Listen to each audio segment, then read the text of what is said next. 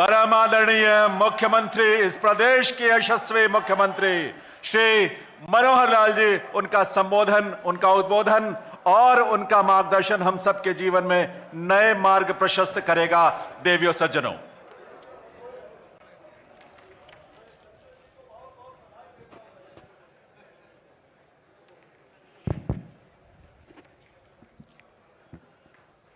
बोल भगवान परशुराम जी महाराज के, बोल भगवान परशुराम महाराज के, दादा लक्ष्मी जी के, दादा लक्ष्मी जी के। आज ये पवित्र नगरी, कर्ण जी की नगरी,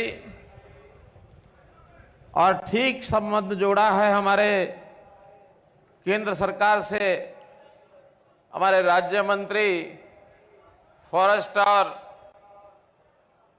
एनवायरनमेंट मंत्री, पर्यावरण वन जलवायु राज्य मंत्री श्री अश्विनी कुमार चौबे जी ने, कि जहां इनका जन्म हुआ वो कर्ण जी की भूमि है और ये कर्ण जी का बसाया हुआ नगर है करनाल। तो इस नाते से मैं सबसे पहले हमारे केंद्रीय राज्य मंत्री जी का अभिनंदन करता हूं, स्वागत करता हूं। मंच पर विराजमान हमारे भारतीय जनता पार्टी के जुझारू प्रदेश अध्यक्ष श्री ओम प्रकाश जी धनखड़, हमारे मंत जी 1008 मंत श्री श्री कालिदास जी परमहंस जी चले गए, अभी उनको जाना था गुजरात, मुझे कह करके गए हैं, लेकिन उन्होंने भी हमारे मंच की शोभा बढ़ाई, उनका भी मैं अभिनंदन करता हूं। हमारे बीच में सभी हमारे नेता, श्री मूलचंद जी शर्मा हरियाणा सरकार में मेरे साथी मंत्री, हमारे यहाँ के उपस्थित सभी सांसदगण, श्री संजय भाटिया जी, श्री रमेश कौशिक जी, श्री अरविंद शर्मा जी, जनरल डीपी वत्स जी, श्री कार्तिकेय शर्मा जी, पूर्व मंत्री हमारे पार्टी के बहुत ही वरिष्ठ नेता श्री रामविलास शर्मा जी। मित्रों, नाम बहुत हैं, अगर लूंगा तो इसी में समय जाएगा, समय बहुत हो गया है। उपस्थित सभी हमारे विधायकगण, पूर्व विधायकगण, सभी ब्राह्मण संस्थाओं के पदाधिकारीगण, भारतीय जनता पार्टी के सभी पदाधिकारीगण, उपस्थित अन्य जनप्रतिनिधिगण, मेरे बुजुर्गों, नौजवान साथियों, माताओं बहनों, पत्रकार छायाकार मित्रों और साथी कलाकार बंधुओं, मैं आपका अपनी विशेष भूमिका से स्वागत करना चाहता हूं, और वो विशेष भूमिका है, मैं करनाल से विधायक हूं। करनाल के जनप्रतिनिधि होने के नाते पूरे प्रदेश से आए हुए सप्तऋषियों के वंशज का मैं सबका अभिनंदन और स्वागत करता हूं।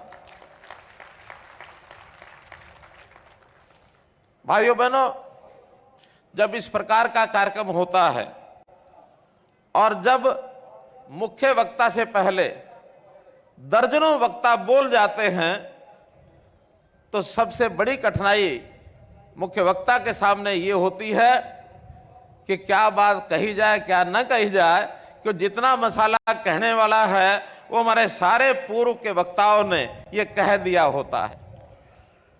अब उसमें से दोहराऊंगा तो बहुत ज्यादा हो जाएगा, लेकिन फिर भी कुछ बातों का उल्लेख मैं जरूर करना चाहूंगा। मेरा सौभाग्य है कि आज भगवान परशुराम जी का यादगार दिवस, जो बताया जा रहा है कि हरियाणा बनने के बाद इस प्रकार का कार्यक्रम कभी प्रदेश में नहीं हुआ। ठीक कहा डॉक्टर अरविंद शर्मा जी ने कि छोटे मोटे कार्यक्रम सब होते रहे हैं। डॉक्टर अरविंद शर्मा ये ना समझे कि इनकी भाषण को मैंने सुना नहीं है, मैंने इनका भाषण भी सुना है, संजय भाटिया जी का भी सुना है, मैंने हर एक वक्ता का भाषण सुना है, और इनका आभार व्यक्त करता हूं कि इन्होंने मुझे 10 साल के लिए मुख्यमंत्री देखने की इच्छा व्यक्त की है।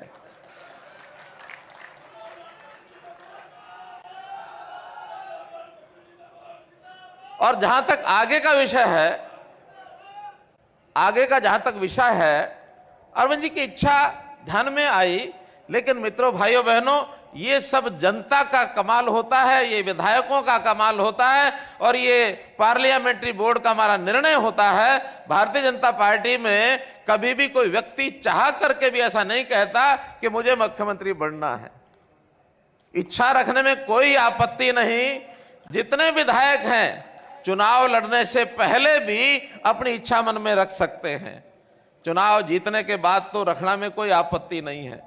जितने सांसद हैं वो भी अपनी इच्छा रख सकते हैं। सांसद अगर मुख्यमंत्री बनता है तो इतना ही है, उसको विधानसभा का दोबारा से चुनाव लड़ना पड़ता है, और जो सांसद अपने 9 विधानसभा में जीत गया तो 1 विधानसभा में तो जीत ही सकता है। तो इसलिए मित्रों, भाइयों बहनों, मेरी सबके प्रति सद्भावना, शुभकामना, सबको आगे बढ़ना है, और खास करके युवा पीढ़ी, जिस ब्राह्मण समाज के युवा पीढ़ी ने आज इस कार्यक्रम को सफल किया है, हजारों की संख्या में पूरे प्रदेश से जो आज लोग आए हैं, मैं उनका विशेष तौर पर अभिनंदन करना चाहता हूं, क्योंकि आज का युवा कल को प्रदेश, देश, दुनिया सब में अपना नाम करने वाला है। अपने देश का नाम सब जगह ऊंचा करने का काम हमारा आज का युवा करेगा। तो मैं इस समय पर जो कार्यक्रम है भगवान परशुराम जी के यादगार के दिवस पर, मैं उनको नमन करता हूं, क्योंकि वो भगवान के नाम से इसलिए हम जानते हैं कि वो ब्रह्म ज्ञानी थे, बहुत विद्वान थे, शस्त्र में भी विद्वान थे, शास्त्र की कला भी उनके पास थी, और अपने विचार के साथ अगर किसी का तालमेल न खाए, अगर किसी के ऊपर अन्याय हो रहा है तो अन्याय के विरुद्ध अपना हथियार उठाने में उन्होंने कभी भी संकोच नहीं किया। बड़े से बड़ा उन्होंने ऐसा कर्म कर डाला जो आज हमारे लिए आदर्श के रूप में, सिद्धांत के रूप में जिसको हम अपना सकते हैं। तो ऐसे अवसर पर मैं उस महान, प्रक्रमी, तेजस्वी और गरीबों के उद्धारक भगवान परशुराम जी को अपनी ओर से, हरियाणा सरकार की ओर से, हरियाणा की जनता की ओर से नमन करता हूं। भाइयों बहनों, अपनी परंपरा संत समाज की रही है। बहुत महात्मा लोग ऐसे आए हैं जिन्होंने हमको विचार दिया, शिक्षा दी, संस्कार दिया, रहने सहने की कला सिखाई, एक सुखी जीवन कैसे बने, शांत प्रिय माहौल कैसे रहे, इसके लिए समाज की बुराइयों को दूर करने का काम सबने किया। सरकारें तो अपना विकास के काम में अपना लगी रहती हैं, इतना पैसा यहां से आएगा, इतना यहां चला जाएगा, ये सड़कें बन जाएंगे, स्कूल बन जाएंगे, अस्पताल बन जाएंगे, ये रेलगाड़ी बन जाएगी, ये जहाज बन जाएंगे, लेकिन समाज को एक वातावरण देना, अच्छे विचारों का वातावरण देना, ये संत महापुरुषों का काम होता है। हमने विचार किया कैसे संतों महापुरुषों के भी याद करने के कार्यक्रम, उनकी जयंतियां, उनके प्रकाशोत्सव, ये दिन मनाए जाएं। चाहे फिर वो महर्षि वाल्मीकि जी, गुरु रविदास जी, भगत कबीर जी, गुरु गोविंद सिंह जी, गुरु नानक देव जी, गुरु तेग बहादुर जी, बंदा बहादुर सिंह जी, महर्षि कश्यप जी, और चाहे भगवान परशुराम जी। हमारे धनखड़ जी कह रहे थे कि आप तो जयंती मनाने वाले एक मुख्यमंत्री के रूप में प्रसिद्ध हो गए हो, क्योंकि अभी 20 तारीख को एक हिसार के अंदर बाबा सूरसेन जी की जयंती का कार्यक्रम भी मुझे रख के बताया कि उसमें भी आना है। इसका हेतु क्या है? हेतु यह है कि महापुरुषों को बार बार याद करने से हमारे जीवन की कुछ कमियां दूर होती हैं, इसलिए हम उनको याद करते हैं। और इस काम में सरकार ने योजना बनाई है कि संत महापुरुष विचार, मान, सम्मान के जो कार्यक्रम हैं, ये योजना है, इसको हम लगातार करते रहेंगे। इसका अभाव था, इसको हम दूर कर रहे हैं, इस ओर आगे बढ़ रहे हैं। और मुझे इस बात की खुशी है कि जो ब्राह्मण समाज है, भगवान परशुराम जी के चिन्हों पर चलने वाला, जैसे कहा कि कुछ जन्म और जाति से पहचान नहीं होती है ब्राह्मण समाज की। ब्राह्मण समाज जैसा एक शब्द का अर्थ अगर निकाला जाए, ब्रह्म जानाति ब्राह्मणः, जो ब्रह्म को जानता है वो ब्राह्मण है। जो भगवान के दर्शन करा सके, वो ब्राह्मण है। ब्राह्मण को ज्ञान है, ज्ञान भक्ति भाव वो सिखाता है, सदाचार वो सिखाता है, शिक्षित वो करता है, कुशलता वो सिखाता है। बहुत से ऐसे गुण होते हैं व्यक्ति के, उन गुणों को आगे बढ़ाने के लिए और समाज को एक दिशा देने का काम ये हमारा समाज करता है। और हां, अन्याय के साथ लड़ाई का काम भी भगवान परशुराम जी की सोच की देन है। अन्याय सहन नहीं करना है। जीवन के अंदर वर्गों का संघर्ष चलता रहता है, तो अन्याय के प्रति सचेत होकर के उसका मुकाबला करना। आखिर तो हमारे देश की आजादी जब हमने प्राप्त की तो कितने ही लोगों ने उसके अंदर संघर्ष करके अपने जीवन का बलिदान दिया। वीर सावरकर जी का नाम ले लो, मंगल पांडे के जैसे नाम की बात आई, कितने ही महापुरुष इस काम में आगे रहे। ब्राह्मण समाज के भी वीर जवानों का, बलिदानियों का बहुत बड़ा योगदान उसमें रहा है, उसमें कोई कमी नहीं रही है। तो मैं समझता हूं ब्राह्मण समाज का दर्जा समाज में एक ऊंचे दर्जे के नाते जो रखा गया है, उस दर्जे को हम सब मेंटेन रखेंगे और उस दिशा में आगे चलते रहेंगे। ज्ञान, धैर्य, उच्च चरित्र, मानव मात्र के कल्याण की जो बात है, ये लगातार हम करते रहेंगे। तो मित्रों भाइयों, आज भी समाज के अंदर बहुत सी कुरीतियां हैं। इन कुरीतियों को समाप्त करने के लिए अगर सबसे आगे आना होगा तो अपने इस समाज को आना होगा। चाहे वो दहेज प्रथा है, चाहे वो भ्रूण हत्या जैसी ऐसा एक लोगों ने कुछ इस प्रकार से कुछ कुक्रम करते रहे हैं, जिसको सरकार भी सख्ती से और जो लड़ाई लड़ रही है। तो इस प्रकार से हम धर्म की रक्षा करने के लिए सब बुराइयों को हमने मिटाना है। इसी प्रकार से जैसे नशाखोरी, ये नशाखोरी भी जो है ये बहुत बड़ा एक अभिशाप ये हमारे समाज में लगा है। इस पर भी हमको कमर कसनी है, आगे बढ़ना है।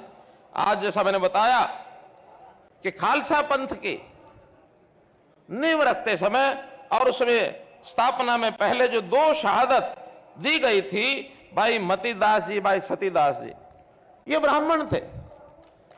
गुरु तेग बहादुर जी के साथ इन्होंने शहादत दी थी। और आज करनाल वासियों की एक मांग भी मेरे पास आई थी कि क्या भाई मतीदास सतीदास जी के नाम से कोई एक चौक का नाम रखा जा सकता है। तो मैं घोषणा करता हूं कि करनाल में भाई मतीदास जी, भाई सतीदास जी के नाम से जो फुआरा चौक है, मुगल रेंज जहां बात शुरू होती है, वहां एक कुटिया जो निर्मल कुटिया वाली सड़क है, फुआरा चौक का नाम आज से भाई मतीदास सतीदास छिब्बर चौक ये रखा जाएगा।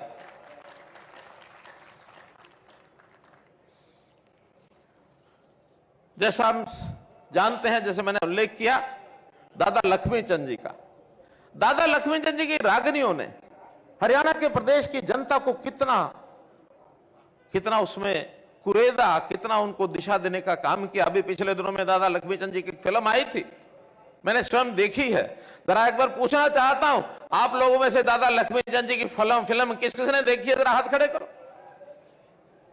बहुत लोग अभी नहीं देख पाए हैं, आधे ही लोगों के हाथ खड़े। मेरा निवेदन है आपसे कि दादा लक्ष्मीचंद जी का अभी तो भाग 1 आया है, भाग 1 और भाग 2 दोनों देखने चाहिए। उनकी जीवन से, उनकी रागनियों के माध्यम से हमें बहुत कुछ मिलता है। और हमने तो दादा लक्ष्मीचंद जी को एक मान सम्मान दिया है। हमारी एक यूनिवर्सिटी रोहतक में विजुअल आर्ट्स की एक यूनिवर्सिटी है, रामविलास जी ने हमें कहा कि इसका नाम दादा लक्ष्मीचंद जी के नाम से, हमने उसी समय स्वीकार किया, रामविलास जी उस यूनिवर्सिटी का नाम दादा लक्ष्मीचंद जी के नाम से वो यूनिवर्सिटी अब कहलाएगी। तो इस प्रकार से हम संतों महापुरुषों के इस काम लगातार इसमें लगे हैं, कर रहे हैं। हमारा इतना ही मानना है कि हम जो समाज के लोग हैं, सर्वस्व समाज को अपना मान करके चले। हम कभी भी विचार न करें कि हमारी एक जाति अलग है। हम सारे समाज को दिशा देने का काम ये ब्राह्मण समाज का है। अगर मैं इतिहास के एक पन्ने पर जाता हूं तो आचार्य चाणक्य को उनके पिताजी ने कौटिल्य का नाम दिया। एक विद्वान अर्थशास्त्री बहुत बड़े हुए। हमारे इतिहास में बहुत सी घटनाएं उनके नाम से आती हैं। एक घटना यह भी है कि उन्होंने, और जब राजा का चयन हो रहा था तो उन्होंने चंद्रगुप्त का नाम लिया। और आपकी जानकारी के लिए मुझे भी बहुत देर में जानकारी मिली कि राजा चंद्रगुप्त अनुसूचित जाति से संबंध रखते थे।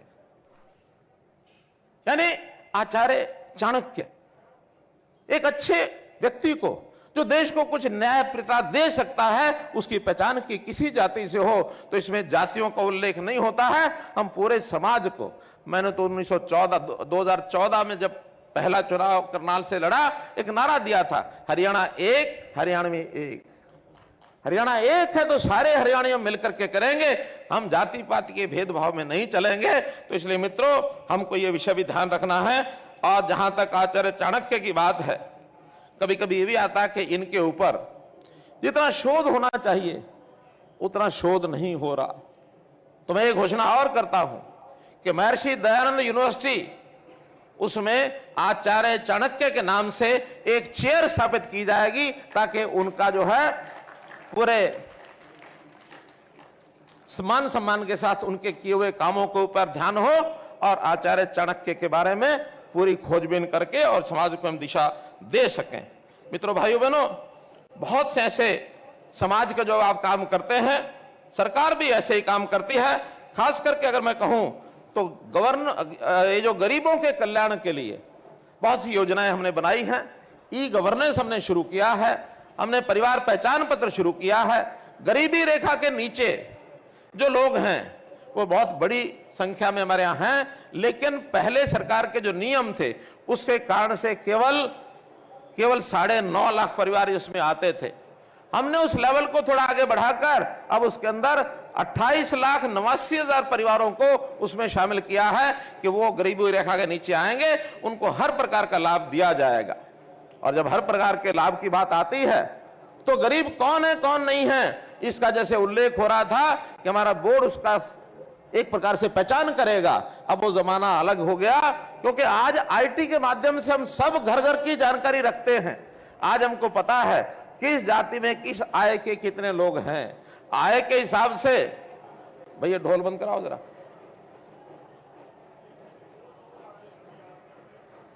तो ये आय के हिसाब से, गरीबी तो आय के हिसाब से ही होती है। तो हमने 1,20,000 की बजाय 1,80,000 तक भी जो परिवार आ जाएंगे उनको गरीबों का सब लाभ मिलेगा। उनको कोई फीस स्कूलों में नहीं देनी पड़ेगी। उनको इलाज के लिए जो 5 लाख रुपए का बीमा है, केंद्र सरकार ने तो 15 लाख लोगों का किया है, हमने उसके अंतर्गत अब 28,89,000 अर्थात 14 लाख परिवार उसके अंदर बढ़ा दिए हैं। अगले 1 महीने के अंदर सभी परिवारों को गोल्डन कार्ड 5 लाख रुपए का मिल जाएगा, ताकि इलाज के ऊपर किसी का खर्च ना हो। तो इतनी बारीकी से हम काम कर रहे हैं। तो इसलिए मित्रों भाइयों, वो जमाना चला गया कि जो कुछ लोगों के जिम्मे हम लगाते हैं और वो उसकी गरीबी में से निकालते हैं। हाँ, एक विषय जरूर मुझे ध्यान में आता है कि हमारे जो पुजारी हैं, हमारे जो पुरोहित हैं, इनकी आज जो दशा है वो कोई बहुत अच्छी नहीं है। हमारे मंदिरों में पूजा करते हैं, पुरोहित घरों में जाकर के परिवार कल्याण के लिए यज्ञ कराते हैं, बाकी सब कराते हैं। तो मैं आज एक घोषणा करता हूं कि पुजारी और पुजारी पुरोहित के कल्याण बोर्ड की मैं घोषणा करता हूं, ताकि इन सबको उचित मानधन मिले। और उसमें भी इनका जो काम है, एक पुजारी को कुशल वर्कफोर्स, एक कुशलता के नाते जैसे अलग अलग पे स्केल होते हैं, तो एक कुशलता के आधार पर इनका मिनिमम वेजेस, न्यूनतम आय, इसको फिक्स किया जाएगा, ताकि इससे नीचे किसी पंडित पुजारी या जो पुरोहित का काम करने वाले लोग हैं उससे नीचे पैसा न मिले। हम एनफोर्स करेंगे कि इनको वो पैसे का लाभ इनको मिले।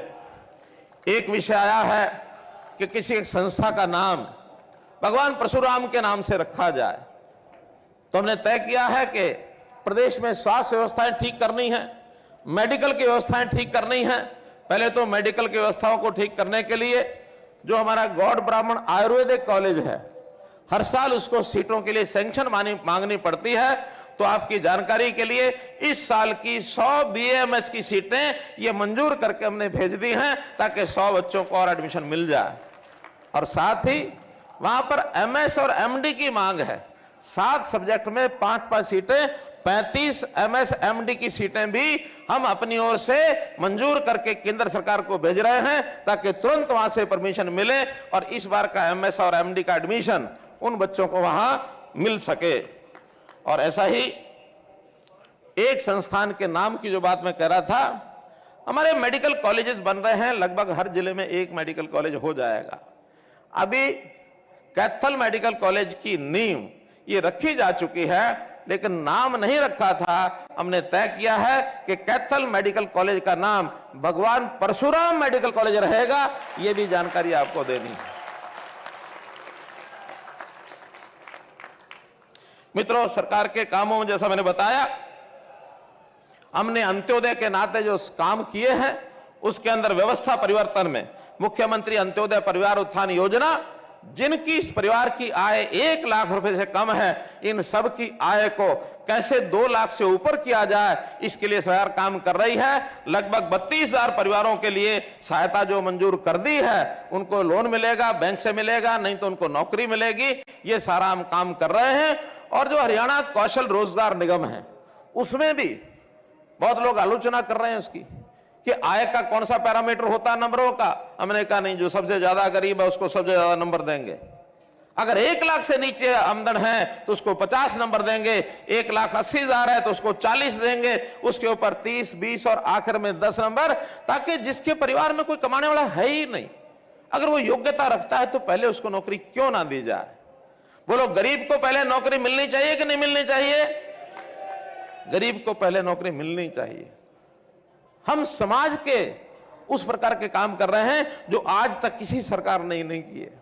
हमने कहा कि जिसके घर में एक भी सरकारी नौकरी नहीं है, उसको ज्यादा नहीं तो 5 नंबर अतिरिक्त दे दो, ताकि शायद उन 5 नंबरों के कारण से भी वो आगे बढ़ के आ सके। और आपकी जानकारी के लिए, जितनी सरकारी नौकरियां मिल रही हैं, लगभग 60% लोग ऐसे हैं जो केवल इन 5 नंबरों के अतिरिक्त मिलने के कारण से ही आ रहे हैं। 60% लोग ऐसे हैं। तो मित्रों, हम ऐसी बहुत सी योजनाएं, खास करके आयुष्मान का, जैसे मैंने बताया, आयुष्मान भारत के साथ साथ चिरायु भारत एक नई योजना शुरू की है। और ऐसे ही हर व्यक्ति के शरीर का स्वास्थ्य परीक्षण हो, यह योजना भी मैंने बनाई है, जिसका नाम रखा है निरोगी हरियाणा। अब इसमें क्योंकि बहुत सी व्यवस्था करनी पड़ती है, जो हमारे हॉस्पिटल्स हैं, चाहे वो सामुदायिक स्वास्थ्य केंद्र हैं, CHCs, PHCs, डिस्पेंसरीज, सब जगह उनके परीक्षण की व्यवस्था की जाएगी, ताकि अगले 1 साल के अंदर अंदर जब भी जो जहां जाएगा उसका परीक्षण होगा। 1,25,00,000 लोगों का परीक्षण इस साल के अंदर हो जाएगा, आधी से ज्यादा आबादी, ताकि किसी को कोई बीमारी हो गई, प्रारंभ में उसको चेक किया जा सके और उसको इलाज की तरफ आगे बढ़ सके। मित्रों, भाइयों बहनों, नौकरियों के मामले में हमने जो पारदर्शी काम किए हैं, उसका सर्व और बहुत बड़ा बोलबाला है। लेकिन हमारे विपक्षी मित्र हैं, उनको कोई मुद्दा तो मिलता नहीं है, नीति बारे में कुछ नहीं कहते हैं, लेकिन छोटी छोटी बातों को लेकर के और ऐसी ऐसी बातें उठा के लाएंगे, ये तो जो है, और सरकार फेल हो गई है, इस सरकार को बदल देना, ये करना, वो करना। कहीं भी किसी एक नाली में से पानी मानो निकल रहा है, उसी का फोटो लेके डालेंगे। कभी भी किसी नहर में से छोटी मोटी, अरे हजारों किलोमीटर लंबी नहरें, नालियां, सड़कें ये हैं। अब ये चलने वाला लगातार काम है। सड़क बनी है तो कोई खड्डा होगा ही, लेकिन उस खड्डे की साथ मरम्मत हो जाए। नई सड़कें भी बनेंगी, बरसात के अंदर नहीं बन सकती, सर्दी में भी जनवरी के बाद बनती हैं, ये सबको पता है। लेकिन हर छोटी बड़ी बात में से और बड़े बड़े विषय निकाल के लाएंगे। और आजकल ये सोशल मीडिया का शौक जो लोगों को हो गया है, इसमें तो रोजाना और कुछ नहीं तो रात को मुख्यमंत्री बदल करके सोने की आदत हो गई है। ये मुख्यमंत्री गया, ये गया, कल और दूसरा मुख्यमंत्री आएगा। अरे भाई, आ जाए या ना आ जाए, आपको काम चाहिए। भारतीय जनता पार्टी का जो मुख्यमंत्री होगा, जो प्रधानमंत्री होगा, वो जनता के हित में काम करेगा। ये हमारी विचारधारा का हिस्सा है, ये हमारी उपलब्धियों का हिस्सा है, ये हमारे मैनिफेस्टो का हिस्सा है। व्यक्तियों के हिसाब से कुछ बदलता नहीं है। इसलिए मित्रों, भाइयों बहनों, हम सब काम करने वाले हैं, एक टीम के रूप में काम करने वाले हैं, और टीम के रूप में ही निर्णय करते हैं। किसी एक मैनिफेस्टो, किसी एक सोशल मीडिया और बुक क्या बोलते हैं उसको, फेसबुक के माध्यम से, ट्विटर के माध्यम से ये निर्णय नहीं होते हैं। हाँ, मजे लेने वाले लोग लेते हैं, मजे लेने वाले लोग लेते हैं। और मैं तो कहता हूं भाई, जिस दिन ये करते करते थक जाओ ना, मेरे पास फिर आ जाना, फिर मैं कुछ और बता दूंगा तुम्हारे लिए काम करने के लिए। तो मित्रों, भाई बहनों, नीतियों की कोई समीक्षा करता नहीं है। विपक्ष के लोग लगातार कोई ना कोई छोटी छोटी बातों की जो आलोचना करते हैं, और कुछ भी बात न मिले तो छोटे छोटे धरने प्रदर्शन, उनको उकसाने की बात करते हैं। चल 10 लोग धरने पर बैठ जाओ, तुम अपनी मांग बना के लाओ। हम कहते हैं धरने प्रदर्शन के बिना आप हमको आके बता दो। हमारे बहुत तरह के पोर्टल खुल गए हैं, सीएम विंडो, जिसके ऊपर 12 लाख लोगों ने अपनी ग्रीवेंसेस डाली हैं। मैं हर जिले में जा रहा हूं, 500-500 700 लोगों की बात सुनता हूं, अधिकारी साथ जाते हैं। आपको धरना प्रदर्शन की जरूरत ही क्या है? पहले आके बताओगे, योग्य समय पर समस्या का हल हो जाएगा। समस्याओं का हल करने के लिए बहुत योजनाएं हमने बनाई हैं। हर दिन किसी एक योजना को पकड़ के इसको हल कैसे करना है, समस्याओं का समाधान, विवादों का समाधान, मेरा खुला चैलेंज है। आप समस्या के लेके आओ, मनोहर लाल का नाम समाधान है। हर चीज का समाधान हमारे पास हम करेंगे, हर चीज का करेंगे। कोई विकास की बात है, कोई डिमांड है, मांग है, कोई पैसे की कमी नहीं है। 1,77,000 करोड़ रुपए का पिछली बार हमने बजट घोषित किया था, और इस बार और आगे बढ़ेगा। ये शोर मचाते हैं, कर्जा ज्यादा, कर्जा ज्यादा, कर्जा ज्यादा। अरे भाई, कर्जे के एक सिस्टम है। आपके समय भी 1 लाख करोड़ रुपया कर्जा हो गया था, अब 8 साल के बाद वो बढ़ेगा ही। कोई भी चीज 7 साल में, 6 साल में, 7 साल में डबल हो जाती है। और फिर हमारे पैरामीटर हैं, हम जो जीएसडीपी का 3% सालाना और टोटल कर्ज 25%, इससे ज्यादा कभी लेते नहीं हैं। हमारे सारे पास पड़ोस के प्रदेश दिवालिया हो गए हैं। उनके पास समय पर तनख्वाहें नहीं देती हैं, समय पर ठेकेदारों की पेमेंट नहीं करते हैं। हाँ, कहीं कोई गलती हो रही हो तो अपने समय में ही, चाहे पुरानी गलती हो चाहे आज के समय की गलती हो, उसको पकड़ने में, उसको दंडित करने में कभी झिझकते नहीं हैं।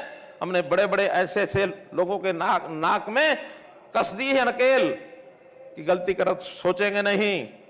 चाहे वो अफसर हो, चाहे वो नेता हो, चाहे वो जनता के आदमी हो, कर्मचारी हो, कोई गलती करता हुआ हमको ध्यान में आ जाए, रातों रात उसका बिस्तरबोरी कुंज करते हैं, रातों रात करते हैं।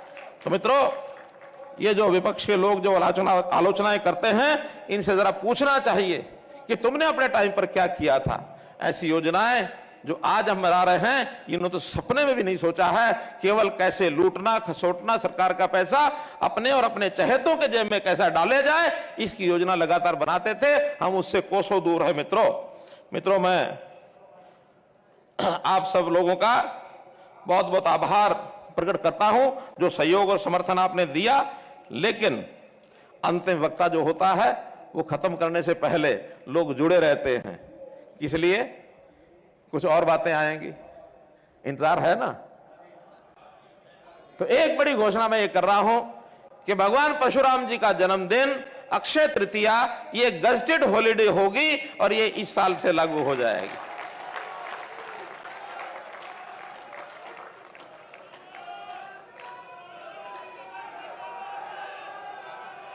इसी प्रकार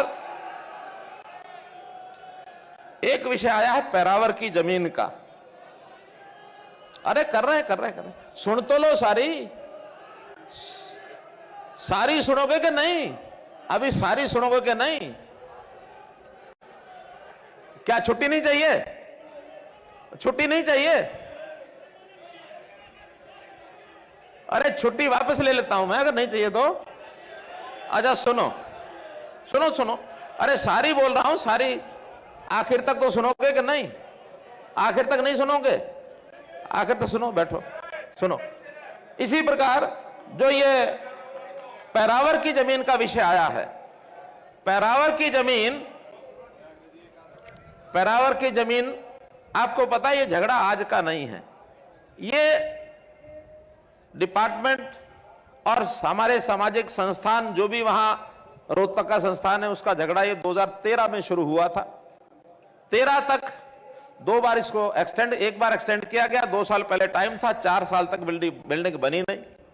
फिर उसके बाद इसके ऊपर पैसा वो नहीं भरा गया, तो लगातार बढ़ता चला गया और एक नोटिस को कैंसिल करने का आ गया। डिपार्टमेंट भी गांव की बजाय शहर का हो गया। एचएसवीपी ने वो जमीन जो है एक्वायर कर ली। एक्वायर करने के बाद उन्होंने भी अपना खर्चा शुरू कर दिया, तो आखिर में ये झगड़ा शुरू हुआ। मैं 2019 में गॉड ब्राह्मण कॉलेज में गया था। और उस समय ये सारा विषय समझ में आया, उससे पहले हमको भी बताया नहीं किसी ने। और इस समस्या को हल करने के लिए मैंने हाँ भी की थी। और अगर गौड़ ब्राह्मण कॉलेज के संस्था के लोग यहां बैठे हों तो 51 लाख रुपए उसमें दे के भी आया था मैं। बताओ, गौड़ ब्राह्मण कॉलेज के लोग बैठे हैं, देखिए आया था ना। और वो 51 लाख आज तक भी खर्च नहीं कर पाए हैं, बैंक में यूं का यूं पड़ा है। और शायद 11 लाख रुपया और भी किसी ने दिया था। रामविलास जी 11 लाख दे के आए, ओम प्रकाश धनखड़ दे के आए। तो हम चाहते हैं कि वो कॉलेज संस्थान आगे बढ़े, लेकिन जब झगड़े होते हैं तो विभाग में से चीजों को ठीक कराने के लिए टाइम लगता है। अब खैर कहानी में जाने की आवश्यकता नहीं है, वो समस्या का हल हो गया है। वो जमीन पैरावर की गौड़ ब्राह्मण कॉलेज को मिलेगी, ये तय है। और एक नई बात बता रहा हूं इसमें, और एक नई बात बता रहा हूं, क्योंकि इस झगड़े में 2009 से ये जमीन लीज पर ली गई थी, 2042 में खत्म होनी थी। अब चूंकि 13 साल उसमें बीत गया, कुछ हुआ नहीं। बाकी चीजों की भरपाई तो कर लेंगे, 13 साल कैसे उसमें से भरपाई करेंगे? इसके लिए किसी समाज के व्यक्ति के पास जवाब नहीं है। मैं जवाब लेके आया हूं कि अब 2022 से नए सिरे से और 33 साल के लिए 2055 तक इस लीज को रिन्यू किया जाएगा, ताकि ये 13 साल भी जो आपके खराब हुए हैं इसको भी हमने 55 तक कर दिया है। इसलिए कोई समस्या नहीं आएगी। और कोई पैसा जो आपका पिछला है उसमें जो रेट है आपका लीज का, वो तो जैसा जैसा उसका नियम है वैसा बनेगा, लेकिन कोई उसी प्रकार के जो फाइन लगा है, ब्याज लगा है, पेनल्टी लगी है, वो सारा उसमें माफ कर देंगे। तो इसी प्रकार मित्रों,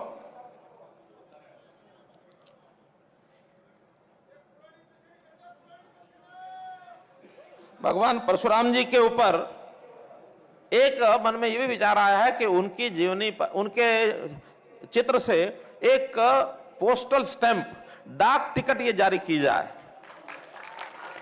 इसके लिए, क्योंकि ये केंद्र का विषय है, हम हमारे जो मिनिस्टर ऑफ कम्युनिकेशन है श्री अश्विनी वैष्णव जी, उनको हम यहां से पत्र लिख करके, और मुझे पूरा भरोसा है उनसे हम जारी कराएंगे, ताकि कभी भी किसी अच्छे मौके के ऊपर और उनकी एक जो है डाक टिकट ये जारी की जाए। जहां तक ईपीबीजी का विषय है, सुनने का विषय सुनिए, आप अलग अलग ना बोलो, एक एक चीज को सुनो। अब ईपीबीजी का मामला क्या था सुनिए। इसमें 10% का आरक्षण उन लोगों के लिए था जिनको बाकी आरक्षण कहीं नहीं मिलता। अब ये योजना पहले यहां बनी थी हरियाणा में, बाद में यही योजना केंद्र सरकार ने बना दी, नाम दूसरा था इकोनॉमिकल वीकर सेक्शन, EWS। 10% का जो आरक्षण यहां था वही सेंटर में था। हमने वो सेंटर की जो योजना है उसी को अडॉप्ट कर लिया है, इसलिए वो 10% का आरक्षण वो जारी रहेगा, ना वो EWS हो या EPBG हो, फर्क नहीं है। अब अंतर रह गया एक, कि कुछ लोगों की भर्ती हुई थी, नाम सिलेक्ट हो गए थे, उसमें से आधे से ज्यादा भर्ती को नियुक्ति पत्र मिल गए थे। लेकिन जब ये बीच में चेंज हुआ, केंद्र सरकार ने वो बनाया, उसके बाद कोर्ट ने उसके ऊपर एक थोड़ा डंगा डाला था कि अब इसके बाद EWS में जो भर्ती होंगे वही लागू रहेंगे, बाकी बचे हुए EWS के लोगों को नियुक्ति नहीं दी जा सकती। लेकिन हमने उसमें अपील कर दी है कि ऐसे जो बचे हुए 400-500 लोग हैं, वो जो EPBG के हैं, उनकी तारीख भी शायद 20-22 तारीख लगी हुई है। हम पुरजोर हाई कोर्ट के अंदर अपने वकील को खड़ा करके इसके लिए कोशिश कर रहे हैं कि उन बचे हुए लोगों को भी हम नियुक्ति दिला सकें, उनको नियुक्ति हम दिला सकें। ये हम 20 और 22 तारीख के आसपास इसका निर्णय हम करवाएंगे।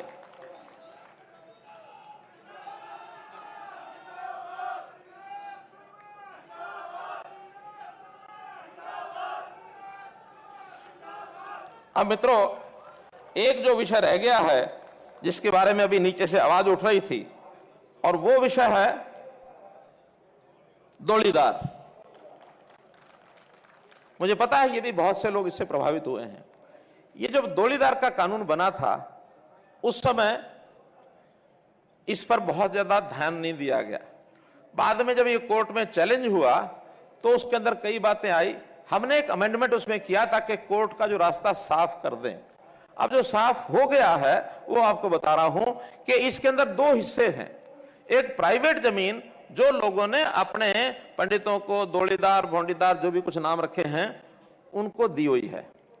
एक है जो सरकारी जमीन है, पंचायती जमीन है या नगर पालिकाओं की जमीन है, वो भी उन्होंने दे दी। अब जो एक्ट बना करके केंद्र की मोहर उस पर लग गई है, वो अभी कुछ दिन पहले ही फैसला हो गया है कि जो प्राइवेट जमीन है, लगभग 1700 कुछ एकड़ है, जो बहुत गरीब छोटे छोटे परिवारों को और मिली हुई है गांव के अंदर, वो सारी प्राइवेट जमीन का जो दौड़ीदार का एक्ट है वो फाइनल करके वो जमीन छूट गई, वो उनको दे दी है। जहां तक सरकारी जमीन की बात है, सरकारी जमीन में भी जो ग्रामीण क्षेत्र की जमीन है, जो पंचायतों की जमीन ग्रामीण क्षेत्र की, उसमें भी यदि मकान बनाने के लिए या खेती करने के लिए थोड़ी जमीन दी जाती है, उसका भी प्रावधान मैंने करना है, पॉलिसी बनानी है। लेकिन उनको परिवारों को भी खेती के लिए और जो मकान के लिए आवश्यक जमीन, उसको छोड़ने का एक्ट भी हम बना देंगे, उसमें कहीं कोई कठिनाई नहीं आएगी। इसलिए, लेकिन जहां तक बहुत जिन्होंने धंधे व्यवसाय करने हैं, जिन्होंने करोड़ों की जमीनें वो लेकर के कुछ ने बेच भी दी हैं, कुछ ने बेचने का काम कर रहे हैं, उसके लिए थोड़ा कठिनाई आएगी। और मैं समझता हूं समाज सब बातों को समझता है। कुछ लोगों का तो लालच है, कुछ को अपना घर और अपने परिवार का गुजारा भत्ता करना, गुजारे भत्ते और जो मकान के लिए वो सारी जमीनें छूटेंगी। लेकिन जो बेच करके करोड़ों रुपए का लालच करते हैं, वो पहले ही कोर्ट ने बंद किया है, उसके ऊपर कोई रियायत नहीं दी जाएगी, ऐसा इसके अंदर एक निर्णय किया है। जहां तक करनाल की स्थानीय योजनाएं हैं, जैसा मैंने बताया है, अभी एक चौक का नाम फुआरा चौक, जो भाई मतीदास सतीदास छिपड़ चौक, वो हमने रख दिया है। एक जमीन का विषय आया है कि इनको कोई धर्मशाला के लिए जमीन, तो इसमें भगवान परशुराम सेवा सदन के नाम से एक 2000 मीटर का प्लॉट, ये इनको, क्योंकि वो एचएसपी का नियम है, उस नियम के आधार पर अप्लाई करेंगे तो उनको दे दिया जाएगा। तो इस प्रकार से 2000 एकड़ का ये प्लॉट, और केवल करनाल में नहीं, और भी जगह पर जहां जहां जरूरत होगी धर्मशाला के लिए आप लोग अप्लाई करेंगे, तो उसमें हम पूरी कोशिश करेंगे कि जल्दी से जल्दी वो जो नियम पॉलिसी है उसके हिसाब से ये प्लॉट दिए जाएंगे। इसी प्रकार ये जो भगवान परशुराम जी का चौक है करनाल में, उसका रेनोवेशन करना है, अपडेशन करना है, क्योंकि बहुत पुराने समय से उसका रखरखाव नहीं हुआ, उसका रखरखाव भी किया जाएगा। और भगवान परशुराम चौक से गांधी चौक तक वो जो मार्ग है, जो डॉक्टर कल्पना चावला के कॉलेज के सामने वाला मार्ग है, उसका नाम भगवान परशुराम मार्ग ये भी रख दिया जाएगा, ऐसा भी हमने निर्णय लिया है। एक हमने कहा है कि कोई शहर के अंदर बड़ा कोई पार्क यदि हमको मिलेगा, अभी ढूंढ रहे हैं हमारे लोग, अगर बड़ा पार्क कोई मिलता है तो वहां भगवान परशुराम जी का एक स्टैच्यू ये भी लगवाया जाएगा, ऐसा भी हमने यहां के लोगों को विश्वास दिया है। कुछ धर्मशालाएं हैं यहां करनाल में, कुछ धर्मशालाओं को तो पैसा हमने रिलीज किया है, हमारे पास आ गए थे एप्लीकेशन लेकर के, उनको दिया है, वो मान भी गया कि हमको मिला है। लेकिन 2-3 धर्मशालाएं ऐसी भी हैं जिनको वो मुख्यमंत्री का जो सहायता कोष होता है, जो उसमें डिस्क्रिप्शन कोटा है, वो नहीं मिलता है।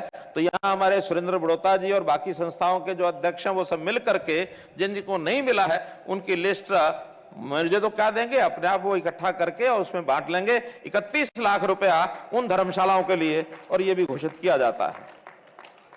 बात 21 लाख की कही थी, उन्होंने कहा 31 कर दो, हमने कहा 31 कर दिया, कोई दिक्कत नहीं है।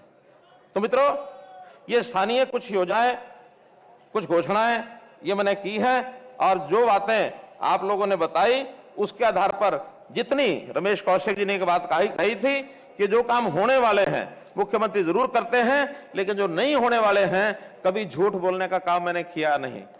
रास्ता निकालने के लिए समय लग सकता है, लेकिन कोई चीज नहीं होने वाली है तो उसके लिए घोषणा करना ये उचित नहीं होता, वरना एक बार घोषणा होने के बाद फिर पीछे पीछे दौड़ते रहते हैं सब लोग।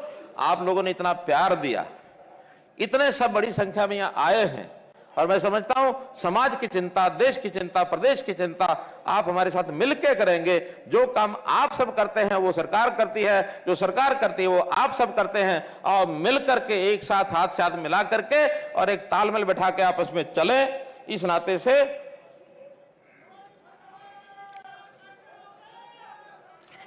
से जो डिमांड्स हमारे नेताओं ने, सांसदों ने, चाहे हमारे रामविलास जी शर्मा पूर्व मंत्री हैं, चाहे सांसदों में संजय भाटिया जी हैं, हमारे अरविंद शर्मा जी हैं, डीपी वत्स जी हैं, रमेश कौशिक जी हैं, या अभी जो हमारे साथ जुड़ गए इंडिपेंडेंट इस नाते से बन रही, वो सांसद बने होंगे लेकिन वो पार्टी के साथ जुड़ गए हैं, इसलिए हमने भी उनको सांसद बनाने में सहयोग किया। कार्तिकेय शर्मा जी हैं, और जो हमारे विधायक और मंत्री हैं, जैसी जैसी उन्होंने सजेशन दिए वो सारे सजेशन के हिसाब से हमने ये सब मांगे मान ली हैं। बहुत बहुत धन्यवाद, बहुत बहुत आभार।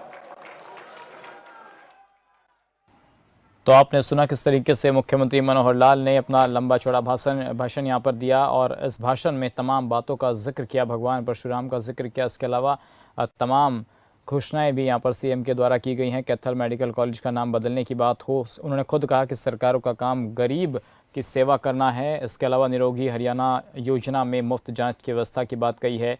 नौकरियों में पारदर्शिता लाना विरोधियों को खटक रहा है, विरोधियों पर भी सीएम ने तंज कसा है। तो मनोहर लाल एक नाम नहीं, एक समाधान भी है, ये कहना है मुख्यमंत्री मनोहर लाल का। तो आज इस ग्राउंड में, हुड्डा ग्राउंड में, करनाल के सेक्टर 12 में एक कार्यक्रम आयोजित रखा गया था। भगवान परशुराम महाकुंभ का आयोजन किया गया था, जिसमें राज्य स्तरीय समारोह था। इसमें मुख्यमंत्री शिरकत करने के लिए पहुंचे थे और उन्होंने यहाँ पर कार्यक्रम को संबोधित भी किया।